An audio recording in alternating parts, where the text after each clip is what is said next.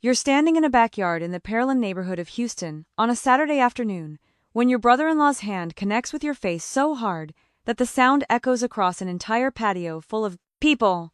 You don't even remember what started it. Something about a drink tray. Something about you accidentally bumping into him. Something stupid and small that should have been forgiven in a single breath. The tray hits the ground. Lemonade spreads across the concrete, like a stain that won't come out. Your cheek burns with a heat that feels wrong, that feels impossible. Suddenly, everybody stops. The barbecue grill hisses behind you. Someone's child stops running. Your cousin's eyes go wide. And in that moment, suspended between what was normal and what just became undeniably real, you realize something that will change everything. Nobody is going to help you. Not the aunts, not the uncles, not your own sister. Let me be honest with you, I've replayed this moment in my head 1,000 times, and I still can't believe what came next.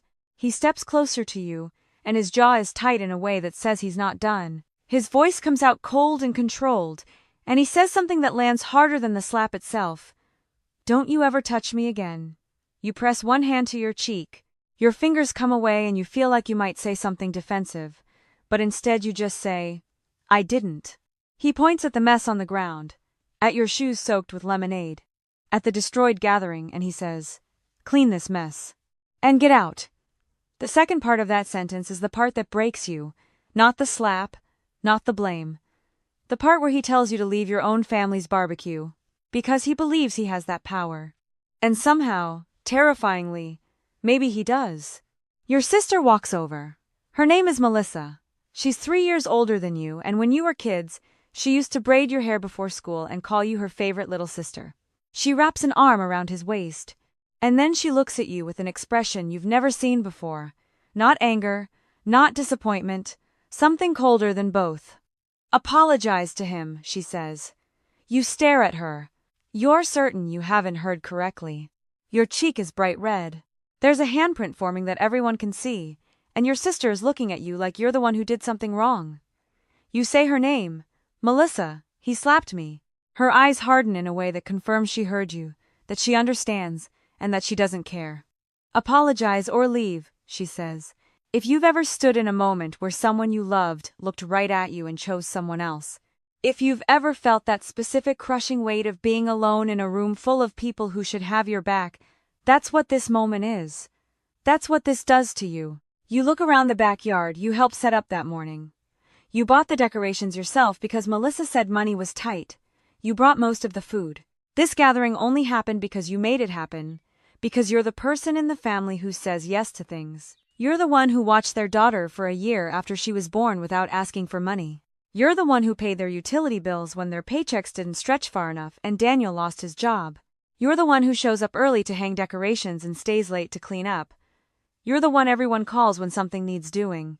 And standing here, with your face burning and your hands shaking, you realize that none of that matters. That none of that made you valuable enough to protect. Your throat tightens. For a second, you think about apologizing just to make it stop. Just to make everyone comfortable again. But then you look at your sister's face, and something inside you shifts. You say the only word that matters. No. A few people look down. Someone quietly picks up a cup from the ground. Your cousin won't make eye contact. Your brother-in-law gives this short, satisfied laugh like your refusal just proved his point, like you're crazy, like you're the unreasonable one. Melissa steps aside and points toward the gate. Then leave, she says. And you walk through that backyard. Your feet move. Your body functions. But inside, something has broken in a way that nothing will ever repair. You walk past aunts who raised you. You walk past uncles who told you they loved you. You walk past cousins who watched this happen and said nothing. Behind you, Daniel's voice rises, and he's telling the story already, reframing it, saying you were dramatic, that you barely touched him, that you did this to yourself. The adults are silent. The children are confused. And nobody stops you. At your car, your hands shake so badly that you can't find your keys. Your phone buzzes. You pull it out expecting something meaningless, a notification, a text, but instead you see words that make your stomach twist. Harper and Lowe estate attorneys. Urgent call requested. You don't understand what this means. You don't remember calling any lawyers. The message doesn't make sense, which is somehow almost worse than the slap, because now your mind is splintering in two directions. You sit behind the steering wheel and you can't breathe quite right. The silence in the car is almost louder than what just happened. Every time you look at the rearview mirror, you catch that red mark on your cheek, that evidence that you didn't imagine this. You touch it once and it hurts, so you pull your hand away. I didn't even do anything, you whisper to yourself, and you drive without the radio on. Just the sound of your own breathing and the weight of what your sister chose. 20 minutes feels like 20 hours. By the time you reach your townhouse in Friendswood, the anger has transformed into something heavier and more dangerous than rage. Exhaustion, resignation, the feeling that you've been fighting a battle you were never winning. You walk inside. Your place is quiet in a way that feels like safety. You put your keys on the counter, and you lean against it, and your eyes land on a framed photo next to the coffee maker. It's you and Melissa and your grandfather, taken maybe 8 years ago in his garden. All three of you are smiling. Your grandfather has his arm around Melissa's shoulders, and Melissa has her arm around you, and you look happy in a way that feels like looking at a stranger now. Back then, Melissa used to say you were her favorite little sister. Back then, she meant it. You sink into a chair. The memories come rushing in, and you don't want them to, but they come anyway. You remember being 16 and terrified about going back to school after your parents had a fight, and Melissa drove you to get ice cream and told you that some things in life are out of your control and you just have to be gentle with yourself. You remember when Melissa had her first baby, and you watched that child almost every single day for 11 months because childcare was expensive and her paychecks were tight. You never took $1. You showed up because family shows up.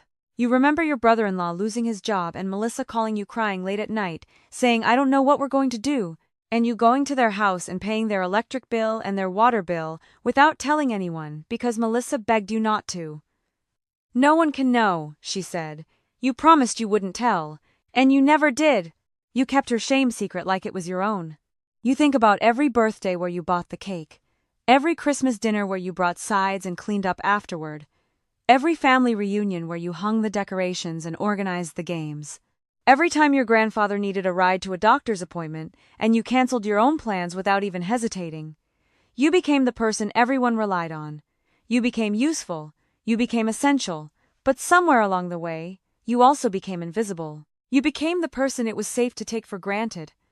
The person everyone could lean on without ever once asking how you were leaning. Honestly, if you've ever realized that the people closest to you don't actually see you, that you're useful to them but not valuable, that moment is the moment that changes everything about how you move through the world. Your phone buzzes again. This time you answer it. The voice on the other end is professional and careful, and he introduces himself as Michael Harper, from Harper & Lowe Estate Attorneys. He's calling about an occupancy agreement connected to your grandfather's estate.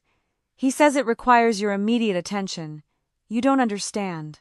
You thought your grandfather left everything to your family, to Melissa, to the house, to the life everyone was already living. You ask him what he means. There's a pause, and then he starts explaining something that sounds impossible. A few months before your grandfather passed away, he made some changes to his will. He met with this attorney. He asked a lot of questions about what would happen if certain things went wrong, if certain people didn't treat you right. He wanted to make sure you were protected. And so he did something that shocked everyone involved. He left his house to you. The attorney explains it carefully. There's an occupancy agreement that allows your sister and brother-in-law to live there for a specific period while they get financially stable. But there are conditions. The attorney starts reading, and one condition stops you cold. Occupancy shall immediately terminate in the event of verified harassment, intimidation, physical violence, or abusive conduct directed toward Elizabeth Carter. The words hang in the air. You don't say anything. The attorney waits. And then you ask the question that matters. If I decide today, right now, can everything be done legally? He says yes, without hesitation. He says yes, and suddenly the entire geometry of your situation has shifted. You're not powerless. You never were. Your grandfather knew who you were, saw what was happening to you, loved you enough to build armor into an inheritance. And now the armor is sitting in your hands. Think about this for a second. Think about being in a position where someone just handed you the power to set a boundary that cannot be negotiated away, cannot be sweet-talked out of, cannot be guilt-managed into compromise. Most people would struggle with that power. Most people would feel guilty. Most people would think about maintaining the peace, about how this would hurt family relationships, about what they would be sacrificing. But you're not thinking about those things right now. You're thinking about your cheek. You're thinking about your sister's face. You're thinking about the moment she chose him. You're thinking about every time you said yes when you meant no. Every time you sacrificed when you could have set a boundary. Every time you made yourself smaller to keep someone else comfortable. And you realize that your grandfather was right. He knew this day would come. He knew you would eventually need to choose yourself, and he made sure you could.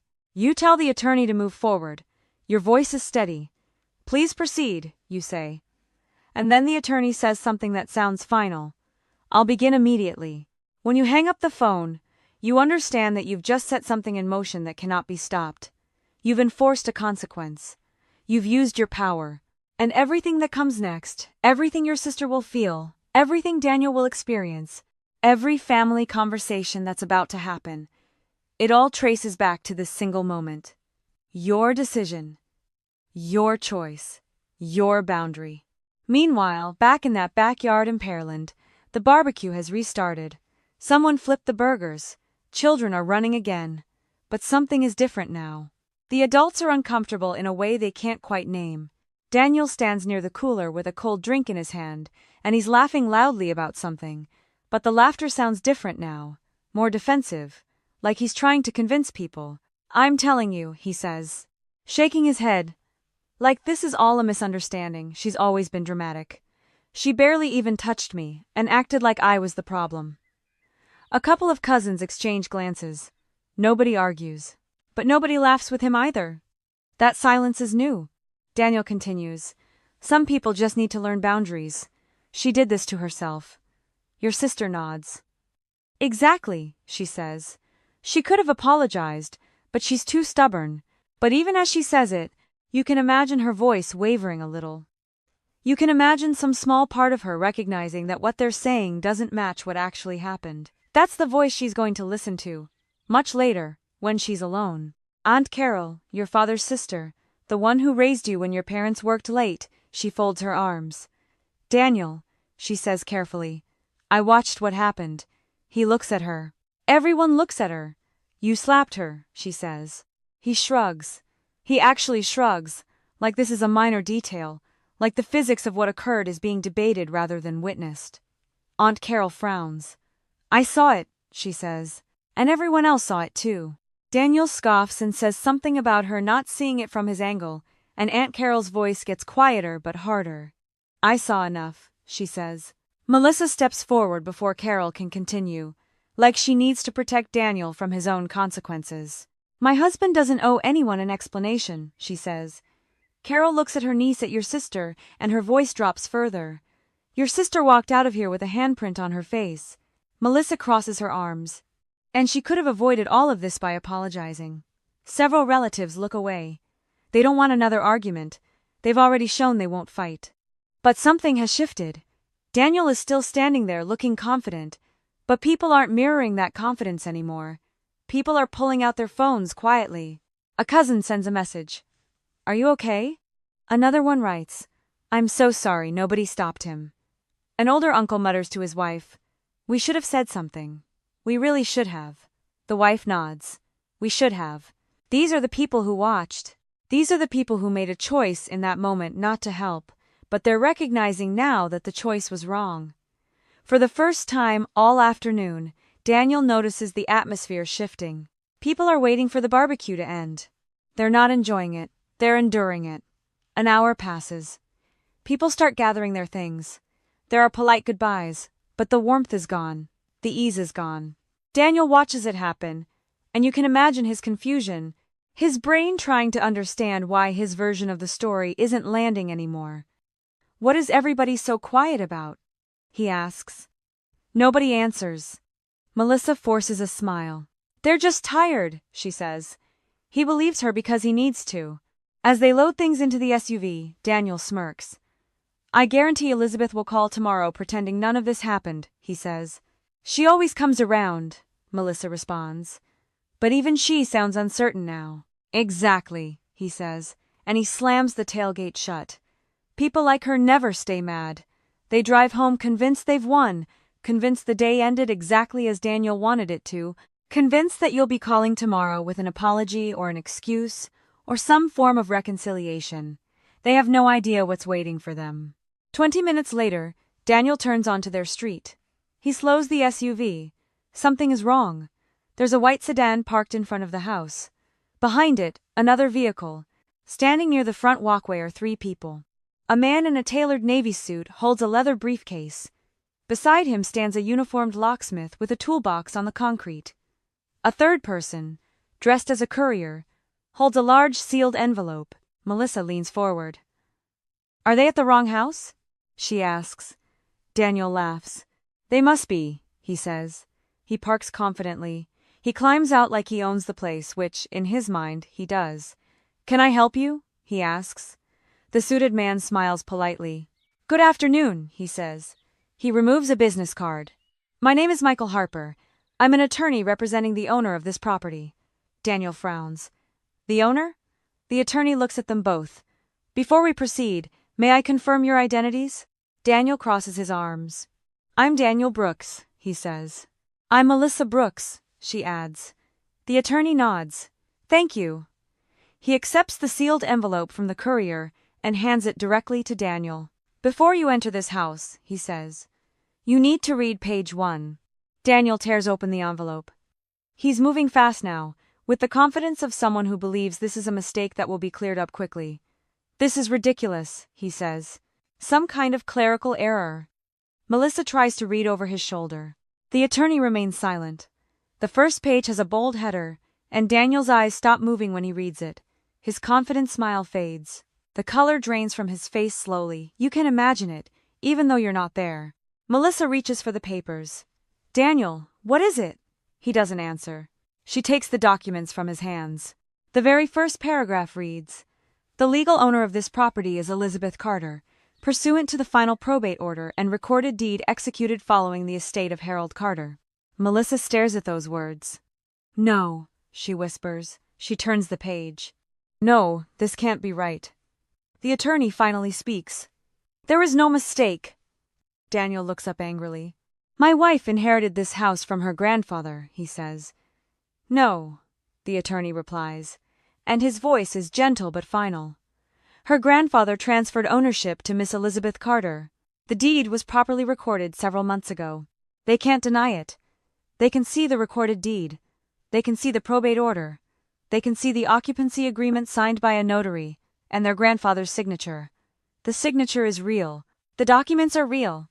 This is real." Melissa's breathing becomes uneven. A memory crashes into her. A few months ago, their grandfather asked Elizabeth to drive him to several medical appointments. Daniel had joked about it. There goes Grandpa's favorite. Elizabeth had simply smiled and said nothing. At the time, Melissa had thought nothing of it. But now, remembering that moment, she understands. At another family gathering, Grandpa had asked everyone to leave the room except Elizabeth. Melissa had assumed it was about medical paperwork. She'd never asked questions. Now every small moment suddenly makes sense. Elizabeth wasn't hiding something spiteful. She was simply respecting their grandfather's privacy. She was always the one doing that respecting, serving, showing up without asking for recognition. And that's exactly why Grandpa left her the house. Daniel slams the papers shut. "I don't care whose name is on a piece of paper. We live here. We've lived here for years. You can't throw people out like this," he says. The attorney nods. "Ordinarily, occupancy agreements remain in effect until their stated expiration," he says. Daniel smirks. "There you go," but the attorney continues. "This agreement contains several conditions." He turns to a highlighted section. Condition 7. Melissa reads aloud, and her voice trembles. "Occupancy shall immediately terminate in the event of verified harassment, intimidation, physical violence, or abusive conduct directed toward Elizabeth Carter." She stops reading. Daniel grabs the papers back. "This doesn't prove anything," he says. The attorney replies calmly. "It does when supported by evidence." Daniel folds his arms. "What evidence?" "The incident that occurred earlier today," the attorney says. Daniel laughs. "You weren't there." No, the attorney agrees, but numerous witnesses were. He hands Daniel another folder. Inside are written statements. Aunt Carol's statement. Uncle Robert's statement. Two cousins' statements. Even Daniel's own younger brother's statement. Every single one describes the same thing. Elizabeth accidentally brushed against Daniel. Daniel slapped her. Melissa demanded Elizabeth apologize or leave. No one claimed Elizabeth acted aggressively. No one said Daniel was defending himself. The truth is documented. Daniel's smile disappears. This is unbelievable, he snaps. He pulls out his phone. I'm calling everybody, he says. He dials Uncle Robert. Tell this lawyer he's wrong, Daniel demands. Robert's voice comes through, calm and clear.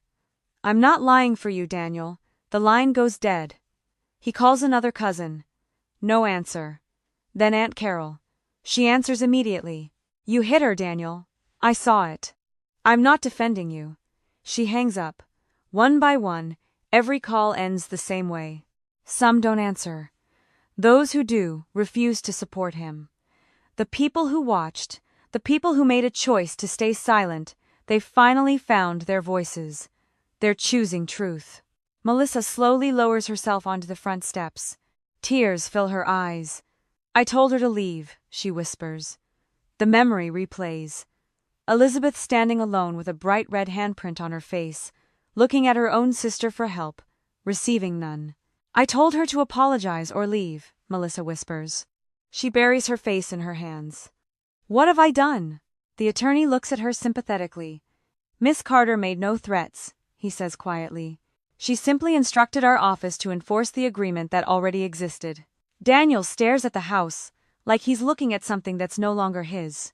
Because legally, it isn't. He turns toward the front door. I don't care. I'm going inside. He takes one step toward the entrance. Before he can reach the porch, the locksmith quietly walks forward. He inserts a new cylinder into the front door and begins replacing the lock. The metallic sound echoes through the silent evening. Click, click, click. It's the sound of finality. It's the sound of boundaries being enforced. Daniel stops where he stands. For the first time all day, he has absolutely nothing left to say. The tools keep working. The lock keeps changing. And Daniel finally understands that he has no authority here anymore. He wasn't prepared for this. He's standing on a street he thought he owned, outside a house he thought was his, watching a locksmith make his ownership irrelevant. His voice comes out differently now, smaller, less confident. It doesn't matter, he says, but it comes out like a question. Elizabeth can't just decide to ruin our lives because of one argument. The attorney closes his briefcase before answering. This decision wasn't made because of one argument, he says. It was made because the agreement your grandfather created anticipated exactly this kind of behavior. Melissa slowly lifts her head. What do you mean? She asks. The attorney removes one final folder. Your grandfather asked our firm to explain the reasoning only if the occupancy agreement ever had to be enforced, he says. He opens the document. Mr. Harold Carter believed Elizabeth would eventually inherit this property because she consistently cared for him during the final years of his life without asking for anything in return. Melissa looks down. The attorney continues. She drove him to every medical appointment. She managed his medications. She handled repairs around the house. She spent holidays with him when everyone else claimed to be too busy. Daniel remains silent, but his shoulders have dropped. Your grandfather also wanted both of you to have time to become financially stable, the attorney says. That's why he created a temporary occupancy agreement, instead of requiring you to move immediately. The attorney's voice becomes quieter, more personal. He was trying to help you, but he included one condition he considered non-negotiable. The attorney looks directly at Daniel. He told us he had witnessed your temper more than once. He specifically instructed us that if Elizabeth were ever threatened, intimidated, or physically harmed by either occupant, the agreement would end immediately. Melissa covers her mouth. So, Grandpa, he expected this? She whispers. He hoped it would never happen, the attorney replies quietly, but he prepared for the possibility. For several long moments, nobody speaks. The street is silent. The evening is fading. Daniel's shoulders drop further. The confidence he carried all afternoon is completely gone. He looks defeated. I never thought she'd actually do this, he says. The attorney corrects him gently. She didn't. You did. You chose your actions this afternoon. Miss Carter simply exercised a legal right she already possessed. Those words settle over the driveway with undeniable weight. Daniel spent years believing there would never be consequences, that nobody would challenge him. That silence meant acceptance. Today proved otherwise. Melissa wipes tears from her face. I need to talk to Elizabeth, she says. The attorney nods. That decision is entirely hers. Melissa pulls out her phone with shaking hands. She stares at your name for nearly a minute. She presses call. It goes to voicemail. Her voice cracks. Elizabeth, she says. I'm so sorry. I should have stood beside you. I should have stopped him. I kept choosing peace with my husband instead of doing what was right. She pauses, fighting tears. You deserved a sister today. I wasn't one. She ends the message. And deep down, she knows an apology can't erase what happened.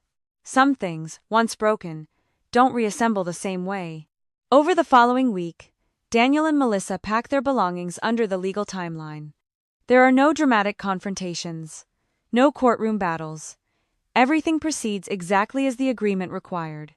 Word spreads through the family quickly. Relatives who witness the barbecue begin calling you one after another. Aunt Carol apologizes for not speaking sooner. Uncle Robert admits he regretted staying silent to avoid conflict. Several cousins confess they'd always been uncomfortable with Daniel's behavior but never challenged him. You accept their apologies politely. You don't lecture anyone. You simply thank those who choose honesty. As for Daniel, invitations to family gatherings become noticeably fewer.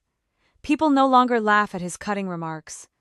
The image of him striking you in front of everyone has changed the way they see him. The authority he once enjoyed disappears, not because you sought revenge, but because truth finally caught up with him. This is what happens when consequences are real.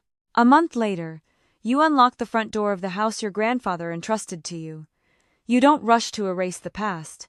Instead, you honor it. You repair the worn porch railing your grandfather always meant to fix. You plant fresh flowers in the front garden where he used to spend his mornings. Inside, you repaint the walls in warm colors he once talked about choosing. The house slowly transforms from a space where fear lived into a space where peace lives. And there's something important you realize during this process.